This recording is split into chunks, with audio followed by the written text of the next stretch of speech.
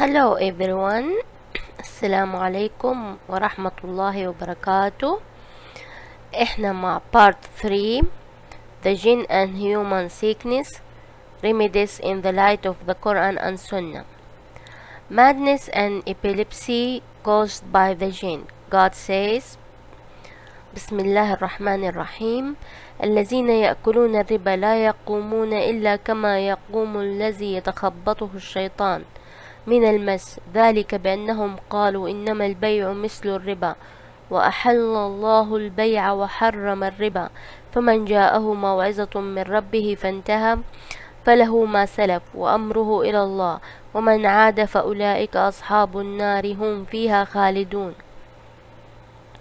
Those who eat riba will not stand on the day of resurrection except like the standing of a person bitten by shaitan devil leading him to insanity. Imam al-Qurtubi said, this verse shows that those who deny that epilepsy can be caused by the jinn and that it is caused only by physical factors and that the shaitan devil cannot affect man or cause insanity are wrong. Imam al-Tabari said in this commentary on this verse, they will not rise from their graves in the hereafter except in the manner of one who has been bitten by the shaitan devil and driven to insanity. What is meant by that is that the shaitan devil beats him in this world, causing insanity. Al-Hafiz ibn Kathir, may God have mercy on him, said, those who eat riba, this means that they will not be raised except in the manner of one who is suffering an epileptic fit and has been bitten by the shaitan devil, that is because they will be raised in a bad way.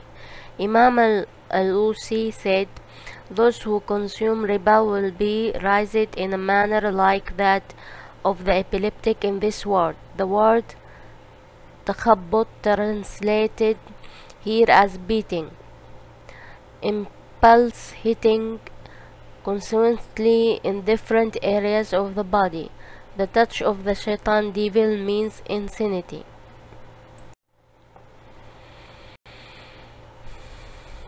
Evidence from the sunnah that points to existence of the jinn. 1. It was narrated that Matar ibn Abdurrahman al-Nag said, Aban bint al-Wazi ibn Zari ibn Amr al-Abdi told me from her father that her grandmother al-Zari brought a son of his sister to the Messenger of God Muhammad sallallahu alaihi wasallam. My grandfather said, when he came to the Messenger of God Muhammad in Medina, I said, O Messenger of God, I have with me a son of mine or a son of my sisters who is insane. I have brought him to you so that you may pray to God for him. He said, Ati bihi, bring him to me. So I went to him. The child who was with the caravan took off his traveling garments and dressed him in two handsome garments. Then I took him by the hand and brought him to the Messenger of God Muhammad sallallahu alaihi wasallam. He said, Adnihi minni waj'al dhahrahu mimma yalini, bring him close to me and turn his back towards me. Then he took hold of his garment at the top and bottom and started hitting his back until I could see the witness of his armpits. And he was saying, come out, enemy of God. Come out, enemy of God. Then the child's eyes started to look different than they had before. The Messenger of God Muhammad sat him down in front of him and prayed for him and wiped his face. After the Messenger of God Muhammad had prayed for him, There was no one among the delegation who was better than him. Al-Haytham said, this was narrated by Al-Batarani. No one narrated from Aban except Matter. 2. It was narrated that Jabir ibn Abdullah said, we went out with the Messenger of God, Muhammad ﷺ, on the campaign of Dahrat al-Riga. When we were in Harat Wagim, a Bedouin woman brought a son of hers to the Messenger of God, Muhammad, and said, O Messenger of God, the shaitan devil has got hold of this son of mine, and I cannot do anything. He said, Adnihi minni. Bring him close to me. So she brought him close to him, and he said, Iftahi famahu. Open his mouth. So she opened it, and the Messenger of God Muhammad spat into it. Then he said, Ikhsa adu Allah wa ana Rasulullah.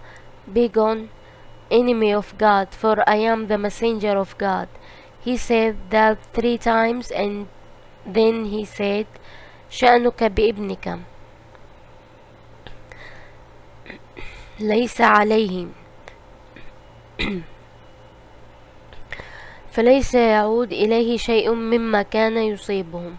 Take your son, there is nothing wrong with him, and the problem that he suffered will not come back to him. Al-Haytham said this was narrated by Tabarani in Al-Wasat and by Al-Bazar in shortened form. Its isnad includes Abdul Hakim ibn Sufyan, who was mentioned by Ibn Abi Hatim, but no one criticized him, and the rest of its men are thiqat, trustworthy. 3. It was narrated from Safiya ibn Huyay that the Prophet Muhammad ﷺ said, Inna shaytana yajri min ibni Adam majra dam. The shaitan devil flows through the son of Adam like his blood. Rational evidence.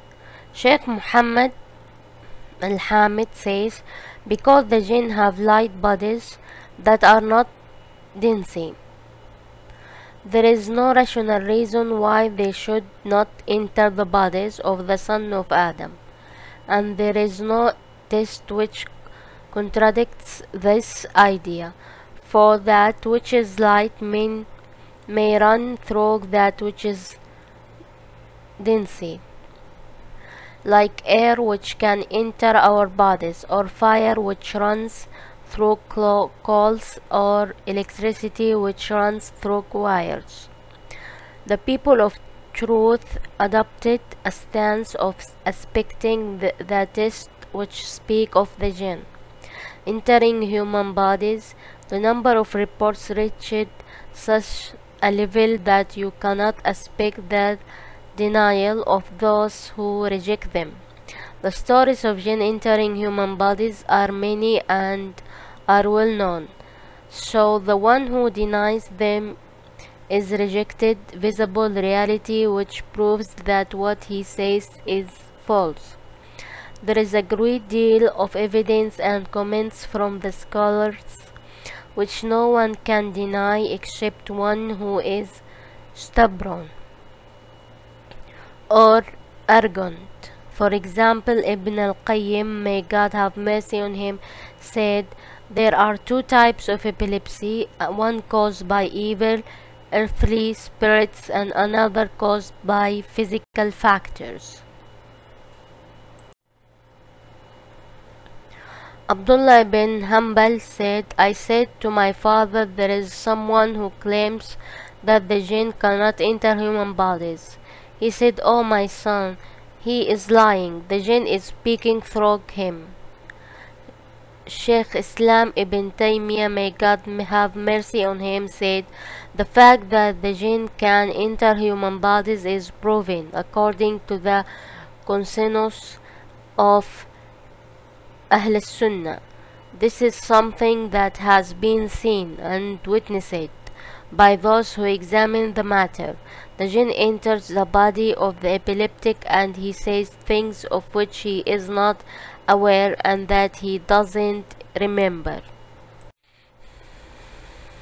I praise God the Almighty for having helped me to complete this work, and I hope that God the Exalted will aspect it and make my intention purely for His sake, and that He will reward me for this work of mine on the day when I meet Him, as He helped me to complete it in this life. By the grace of my Lord, this series have been well received by the slaves of God, and I hope that my Lord will expect it from me and be pleased with my work by His grace and kindness. May He forgive me for any shortcomings that exist in it. I hope that husband, my relatives, my family, and all Muslim people, alive and dead, and all every God creation, alive and dead, and my father, my mom, and pray that God forgive us for our mistakes and our sins.